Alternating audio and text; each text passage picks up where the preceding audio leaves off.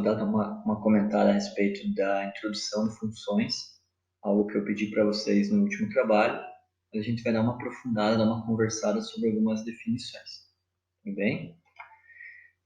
Para a gente ter uma noção de função bastante apurada, a gente sabe que função sempre está vinculada a um gráfico. É muito importante que a gente lembre sobre esse carinha aqui, o plano cartesiano.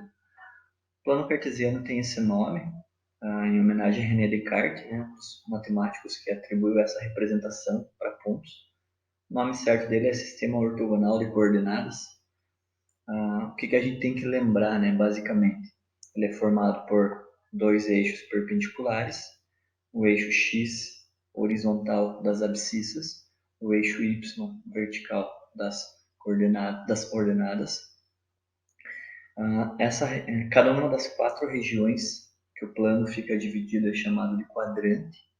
O primeiro quadrante é nomeado aqui na parte superior direita, onde tanto o eixo x quanto o eixo y são positivos, e o restante da enumeração dos quadrantes é dado no sentido anti-horário.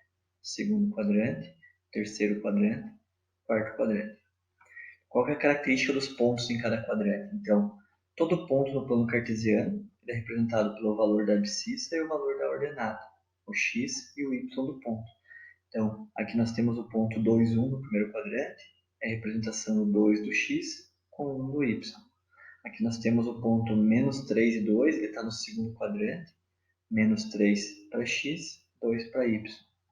Menos 2 no terceiro, então no terceiro quadrante os dois valores são negativos.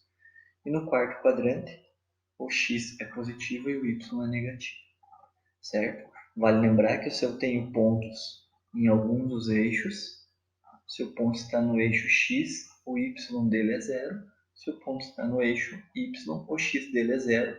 Se ele tiver o mesmo tempo no eixo x e o eixo y, só tem uma opção, que é esse cara aqui, que é a origem do plano cartesiano, ponto 0, 0.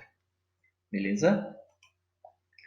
O que é o produto cartesiano? Então vamos imaginar que nós temos dois conjuntos, o conjunto A e o conjunto B.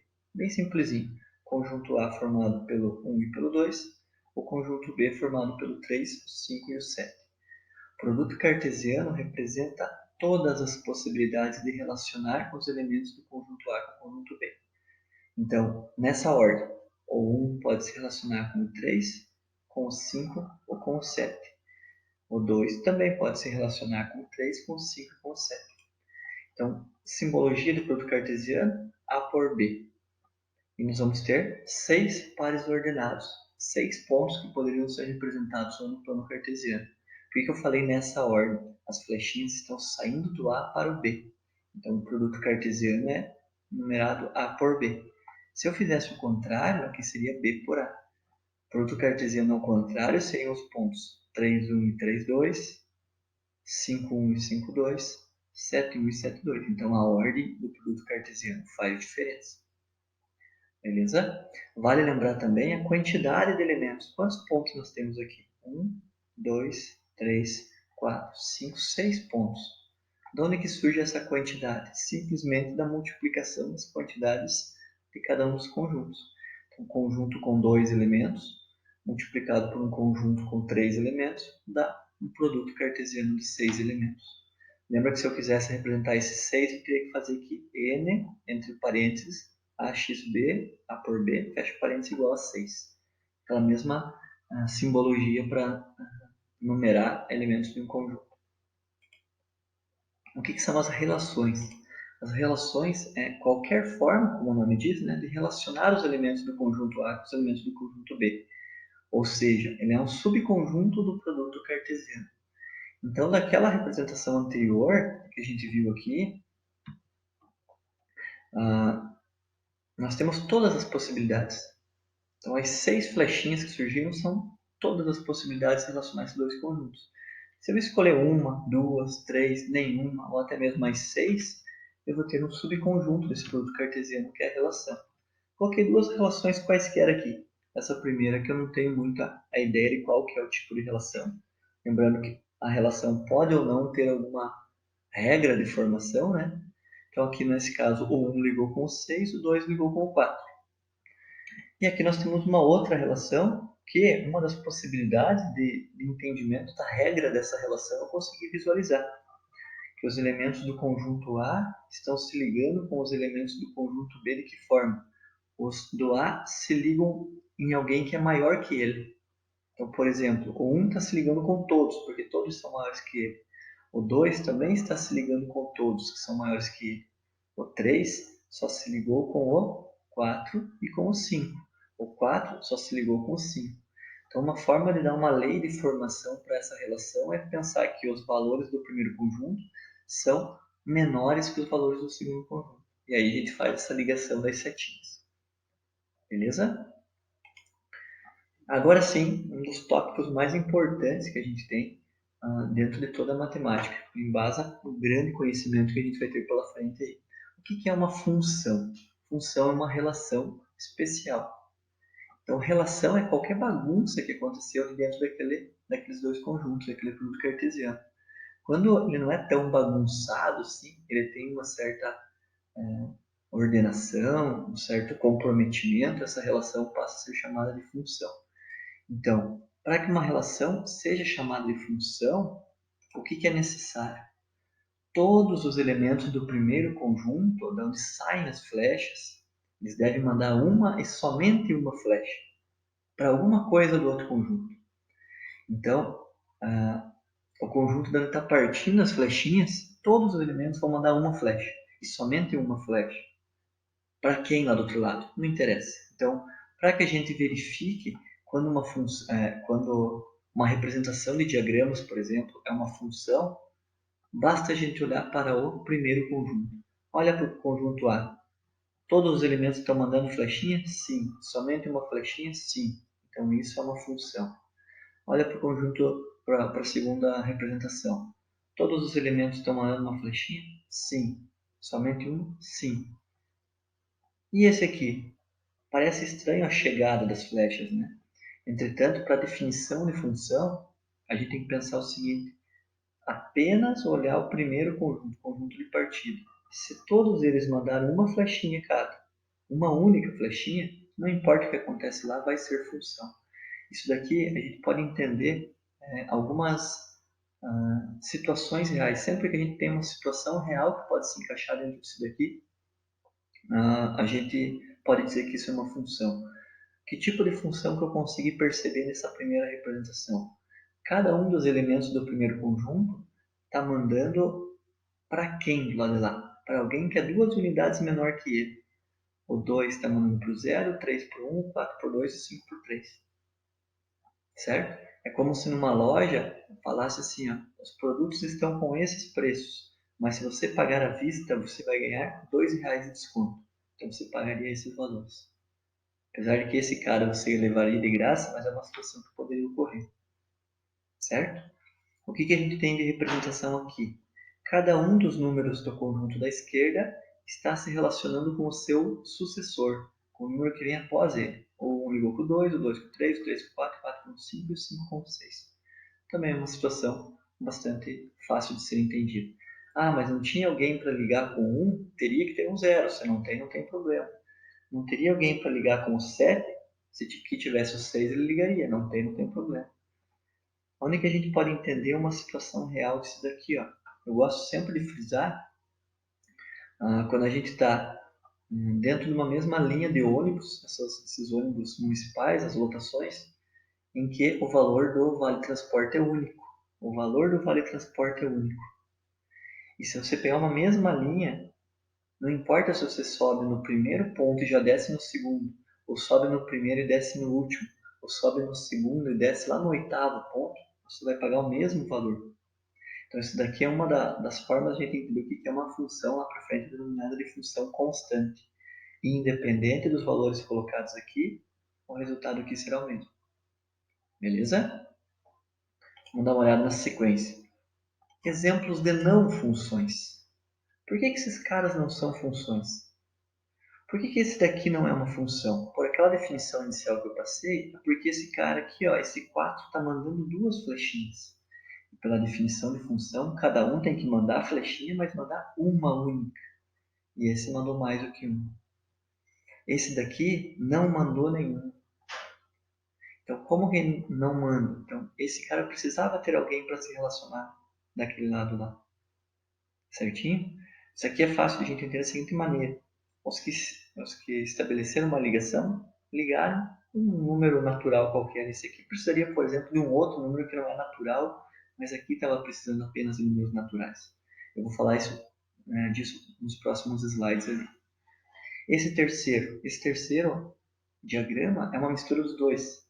Esse 1 mandou 2 vezes e esse 3 não mandou para ninguém.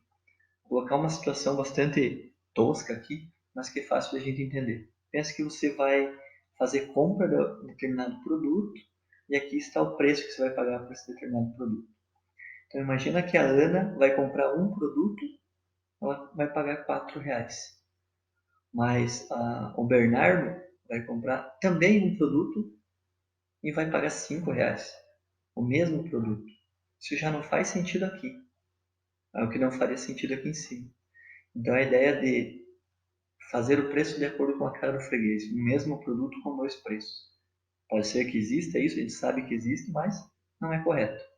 O pior ainda, uma pessoa vai lá, digamos que a Cristina vai lá, quer comprar dois produtos, desculpa, vai ter que pagar R$7, tudo bem. Mas aí chega o Daniel, fala assim, eu quero levar 3 produtos. E o dono da loja fala assim, não, 3 produtos, não existe preço que pague esses 3 produtos. Você não vai levar 3 produtos. Pode ser que é a cabala do vendedor, é a religião dele, mas não faz muito sentido quando a gente trabalha com funções. Então, teria que ter alguém para ligar com esse 3 ali. Beleza? Então, aqui estão 3 representações do que não seriam funções. São apenas algumas relações quaisquer entre dois conjuntos. Beleza? Pedi na pesquisa de vocês também 3 definições. E aqui vai ficar bem legalzinho a gente entender também com uma ideia de diagramas. O que são domínio, contradomínio e imagem de uma função? Toda função bem definida precisa ter esses 3 grandes elementos, 3 conjuntos bem definidos. Então, o que é o domínio? O domínio é um conjunto de partida, de onde partem, de onde saem as flechas. Que em todos os nossos exemplos ali é aquele conjunto da esquerda. O contradomínio é o conjunto da chegada, aquele que está esperando ser flechado, digamos assim. Então, me flecha, me flecha. Então, todos aqueles elementos que estão prontos para receber uma flechada são chamados de contradomínio. Mas o que a gente viu nos exemplos anteriores é que nem todos os que estão dispostos a levar flechada efetivamente foram flechados pelo cupido da função. Então, o que acontece? Quando eles são flechados, eles fazem parte de um outro conjunto chamado de conjunto imagem. Então vejam, essa imagem da função é um subconjunto do contradomínio, formado apenas pelos elementos que receberam as flechas. Aqui eu coloquei um diagramazinho para ficar mais claro para a gente. Então, nessa representação, o que nós temos? O domínio é o 1, 2, 3. O próprio conjunto A poderia ser escrito D igual a A, não tem problema se eu escrever assim. O contradomínio é todo o conjunto disposto a receber as flechas, que é o conjunto 4, 5, 6 e 7, ou poderia simplesmente escrever assim, contradomínio igual a B. Só que desses 4 elementos, apenas 3 receberam as flechinhas, o 4, o 5 e o 7. Portanto, o 4, o 5 e o 7 são a imagem dessa função.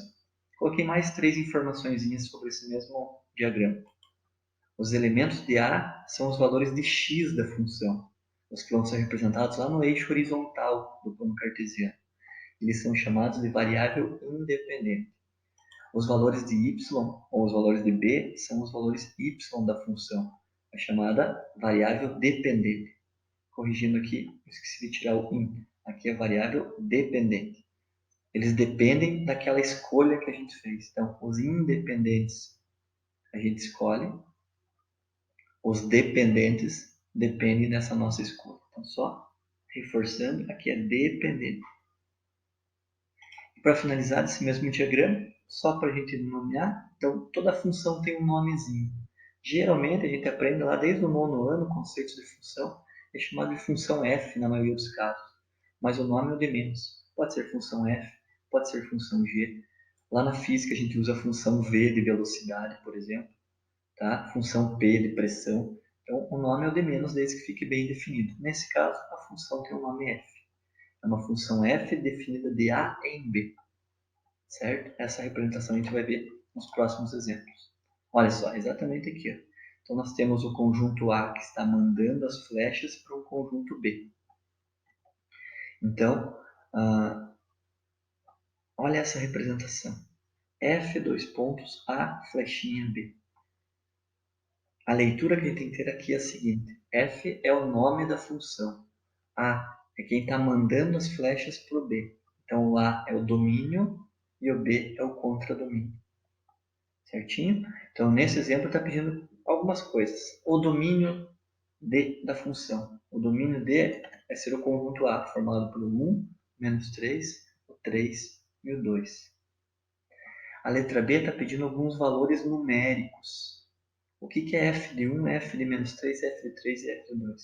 Por exemplo, o f de 1 é, se eu trocar o 1 do primeiro conjunto, em quem que ele vai se ligar? Então, veja, o f de 1 vale 1, por quê? Porque o 1 se ligou com o 1 do outro lado. O que é o f de menos 3? É em quem que o menos 3 vai se ligar? Que é o 9. Quem que é o f de 3? Também vai ser 9. E quem que é o f de 2? Vai ser 4. Então, o que a gente tem que entender aqui, ó? Por exemplo, vou pegar a última aqui, essa representação. f de 2 igual a 4. O que isso representa? Que quando eu uso um valor x da função 2, o resultado y dessa função será 4. Se eu vou procurar o 2 lá no eixo horizontal do plano cartesiano, ele vai se ligar com o eixo y na altura 4 desse plano cartesiano. Certinho?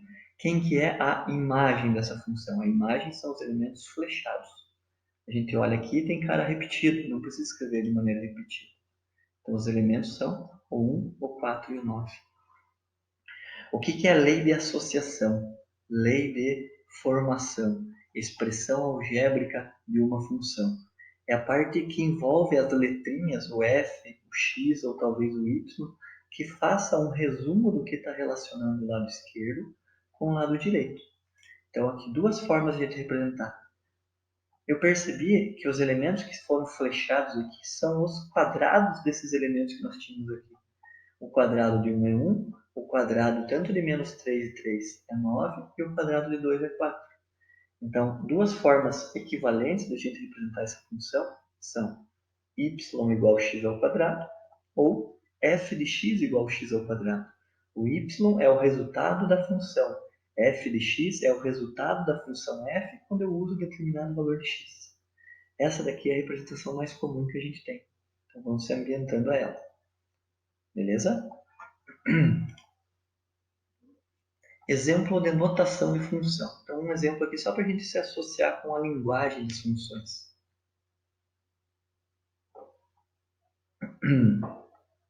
Dada a função f, dois pontos, n, flechinha, n. O que nós temos que tirar de informação daqui já? A função f, então o nome dela, é representada do conjunto dos naturais no conjunto dos naturais. Definida para todo número natural nzinho pertencente ao conjuntão natural. O n, faltou aquele outro risquinho que a gente é acostumado. Tal que f de n é 2n mais 1. Essa daqui é a representação algébrica da função, a lei de associação, que era o último item da questão anterior. Ah, professor, mas não tem que ser com x independente. Se ficar bem representada essa notação, nós temos no lugar do eixo x, do eixo horizontal, um eixo n. Isso é o de menos. Tá? Só a gente lembrar que, independente da letra usada, a ideia principal é a mesma. Então, 2n mais 1 é a lei de formação para todo n número natural que a gente vai representar posteriormente no plano cartesiano.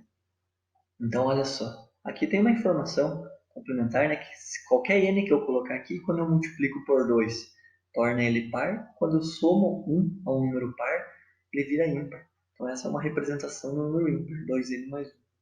Tá? Não vem o caso para a resolução do exercício. 4 pontos que a gente vai marcar aqui. Ele fala para qualquer n natural. Eu peguei os 4 primeiros números naturais, 0, 1, 2 e 3. O que significa quando eu tenho n igual a 0? Eu vou colocar no lugar desse n um 0. Mas toda vez que eu troco aqui por certo número, eu tenho que trocar aqui também e resolver. Essa é o conceito, um dos conceitos mais simples e também mais importantes de função. Você saber representar um valor numérico. Então veja só, se eu quero n zero, eu vou calcular o f de zero. F de zero é 2 vezes 0 mais 1.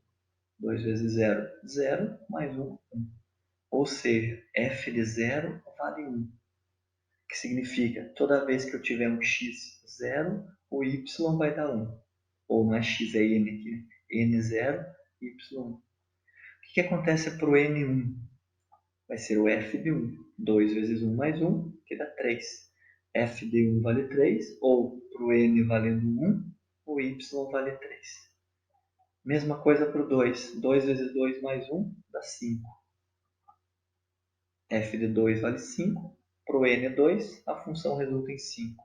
E aqui, mesma coisa, com o 3. 2 vezes 3 mais 1, 7. O F de 3 então vale 7. Significa que para o N 3, o resultado dá 7. Graficamente, o que nós temos? Olha só, o 0, 1, 0 para o eixo horizontal, 1 no vertical. É esse ponto aqui. 1 para o horizontal, 3 para o vertical. Está aqui. 2 e 5. Está aqui. 3 e 7. Está aqui. O que geralmente a gente faz quando a gente representa esses pontos? Chega aqui, traça uma linha que une esses pontos. O que a gente está fazendo? Estragando com esse exercício. Por quê? A partir do momento que a gente une pontos com uma reta, a gente está inserindo infinitos outros pontos entre esses que a gente já determinou. Só que olha isso. Então, essa situação que é muito importante para a gente. Eu só posso representar números naturais. Então, só vou poder representar aqui no eixo horizontal 0, 1, 2, 3, 4, 5 e assim por diante.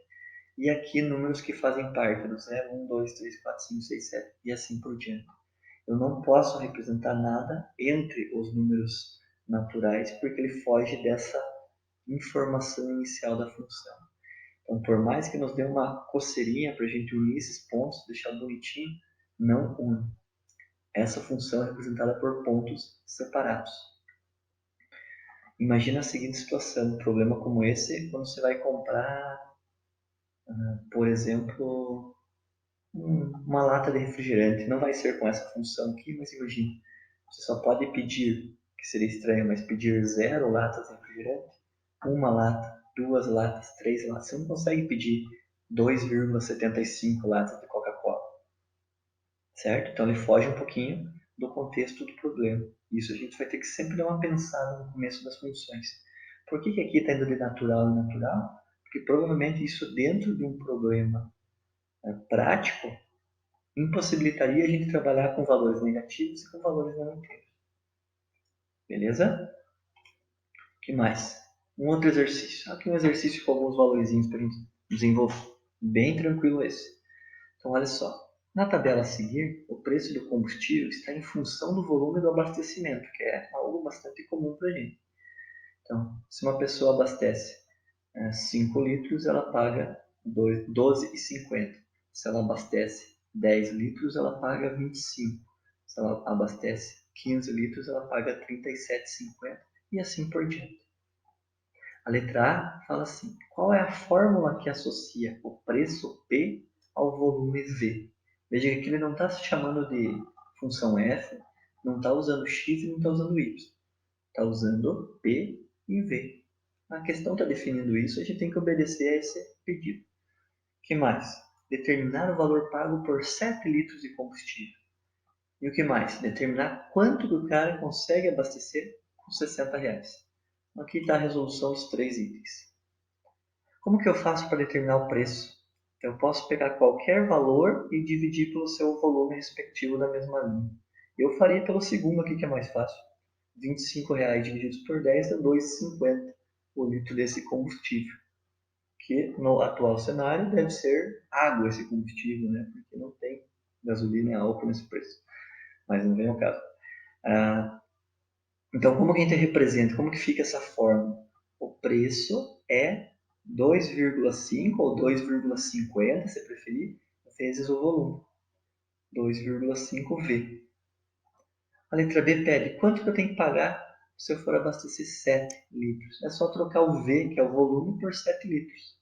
2,5 vezes 7 dá 17,5, convertendo para a linguagem monetária aqui, R$ 17,50. Beleza? E a letra C dá um conceito que a gente vai ver no nosso próximo videozinho que vou produzir para vocês. É um conceito de função inversa. O que é a ideia da função inversa? Tradicional é eu falar a quantidade em litros e resultar num preço. A função inversa é eu passar um preço e saber qual é a quantidade em litros. Inversa porque é o raciocínio invertido. Então, o que acontece? Se eu dou o volume e eu multiplico por 2,50 para gerar o preço, o contrário tem que trabalhar com a operação inversa. Se eu der o preço, eu tenho que fazer esse 2,50 dividindo para gerar o volume. Então, se eu tenho R$60 para abastecer de 2,50 em 2,50, é a operação da divisão que vai me dar essa quantidade de litros.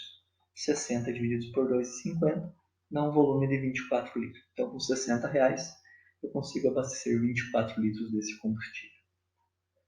Beleza? Então, esse é um dos exercícios iniciais de função bem prático para a gente entender a linguagem das funções. Tá? Próximo.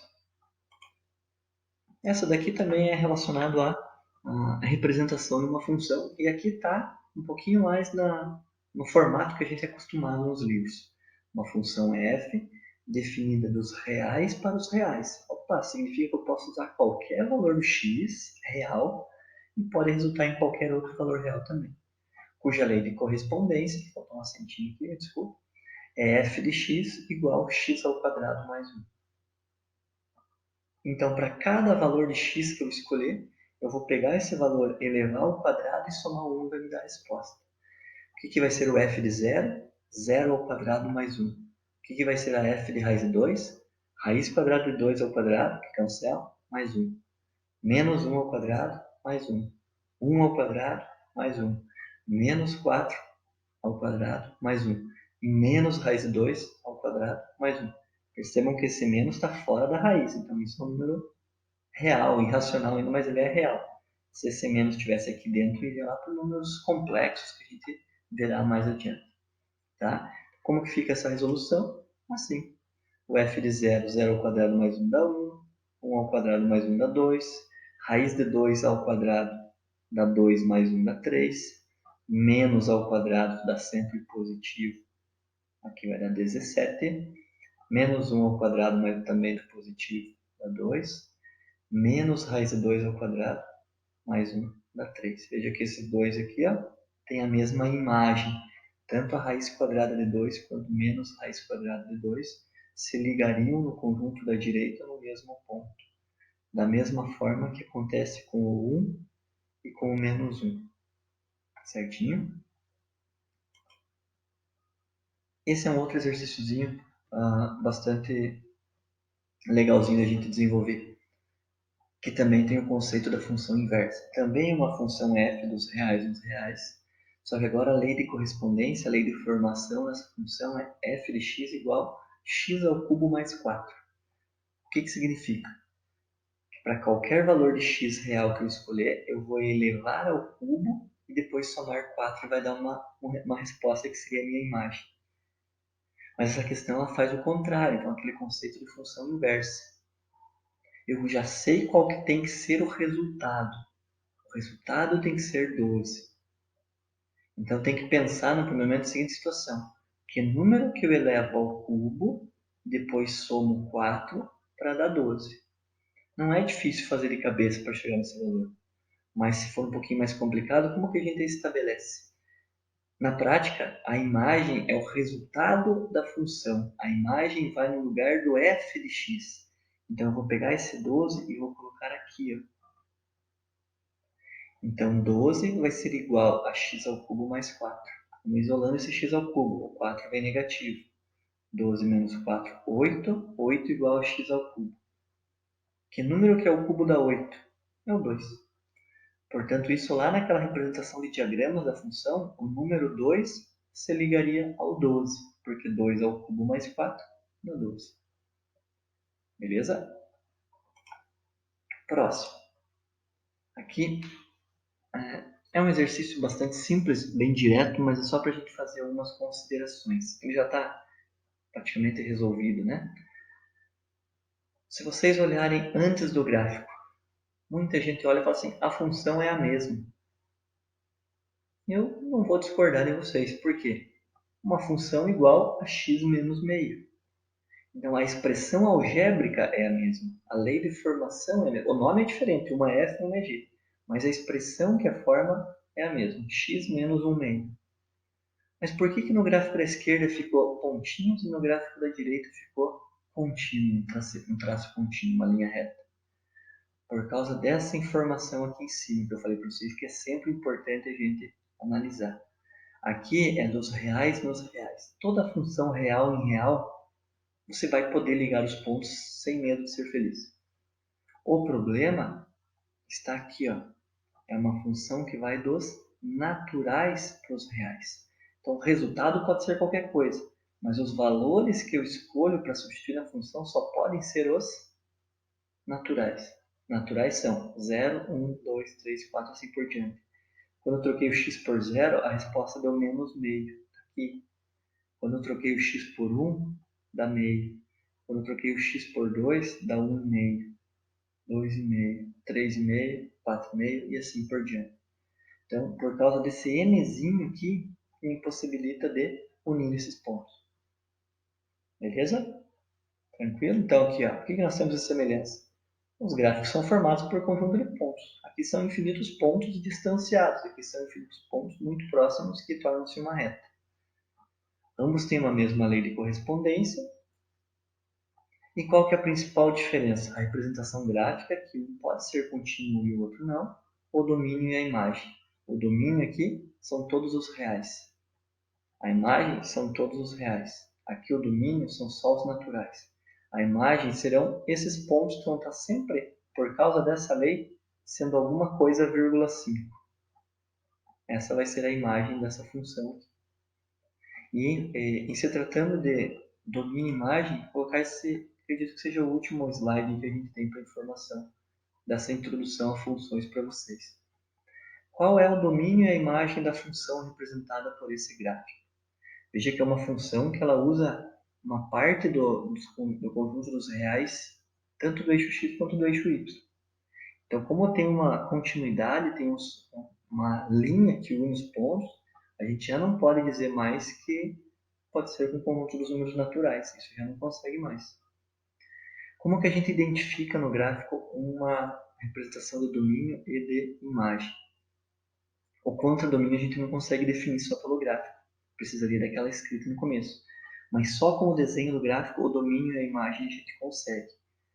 O que é o domínio? O domínio são os valores lá do primeiro conjunto. O conjunto de partida que representa os valores de x.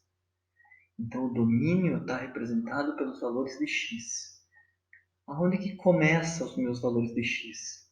No menos 2, fechado. E vai até aonde? Até o 1, fechado também. É como se eu tivesse a possibilidade de esmagar esse gráfico aqui no eixo x. Aonde que o eixo x ficaria sujo em razão desse esmagamento? Do menos 2 ao 1. Da mesma forma, a imagem da função é a mesma coisa aqui no conjunto y. Qual que é o ponto mais baixo da função? O menos 3. O mais alto, o 3.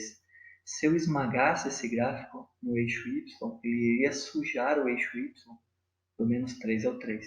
Essa é a imagem da função. Olha o que eu coloquei aqui. Eu dei uma destacada em verde para que a gente identifique essa situação.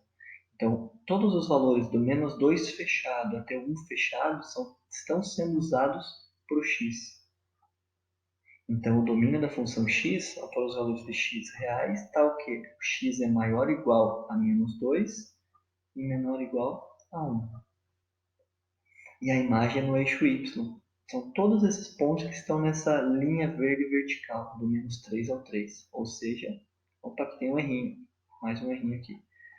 A imagem da função são todos os y's pertencentes aos reais, tal que o y tem que ser maior ou igual a menos 3 e menor ou igual a 3. Beleza? Tranquilo? Deixa eu ver se tem mais alguma coisa. Não tem. Então, com esse último slide, a gente fecha essa primeira parte. Espero que vocês tenham entendido essas informações que eu passei para vocês. E a gente volta a ter mais algumas informações na sequência. Tá bom, pessoal? Bons estudos para vocês e até a próxima.